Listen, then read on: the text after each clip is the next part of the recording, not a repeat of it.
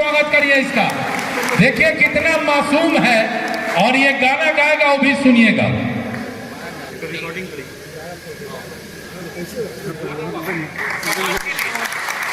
ये अपने समाज के लिए गाना गाएगा, जरा धैर्य से सुनिएगा।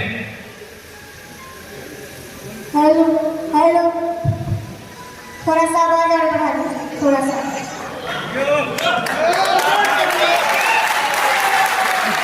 हेलो हेलो हेलो हेलो, आप लोग के बीच अपने भूमिहार ब्राह्मण सामाजिक फ्रंट के लिए एक गाना, सामाजिक के लिए एक गाना। पता चल जाला पूरा संसार के, बेटा जो निकले भूमिहार के। हाय परशुराम जी के वंशज, हाय परशुराम जी के वंशज, सभवा में कहतानी झाड़ के। पता चल जाला पूरा संसार के, बेटा जो निकले भूमिहार। सहेला न जुल्म नहीं, सहे अत्याचार हो, देशवा के आन बान सन भूमिहार हो। सहेला न जुल्म नहीं, सहे अत्याचार हो, देशवा के आन बान सन भूमिहार हो। जंगल के राजा जैसे शेरावा, रहिया चले सीना तान के। पता चल जाला पूरा संसार के, बेटा जो निकले भूमिहार के। और अब हम लोग को पटना जाना है, इसलिए पटना के लिए एक लाइन। बदल देव तख्ता औरी बदल देव ताज हो, ढेरे दिन चलल अब ना चली गुंडा राज हो। बदल देव तख्ता औरी बदल देव ताज हो, ढेरे दिन चलल अब ना चली गुंडा राज हो।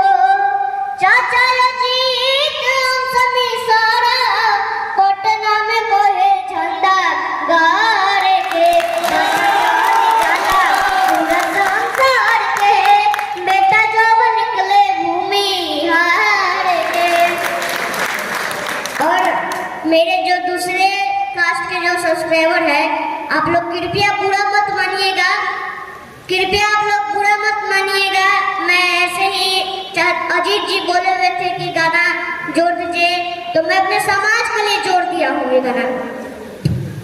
बहुत बहुत धन्यवाद। एक और गाना हमारे डॉक्टर कृष्ण सिंह जी के लिए।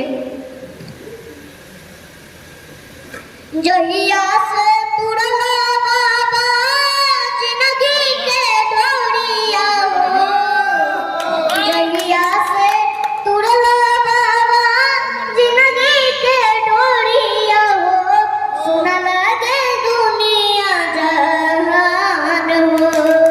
देखला तो लागल बेरम चरुरिया हो, पगड़ी लौकेला नार हो।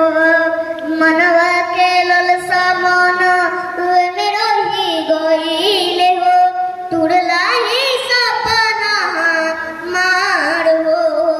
देखे ना पता गईलो कहवा ना पातर भइलो, देखे ना पता गईलो कहवा ना पातर भइलो।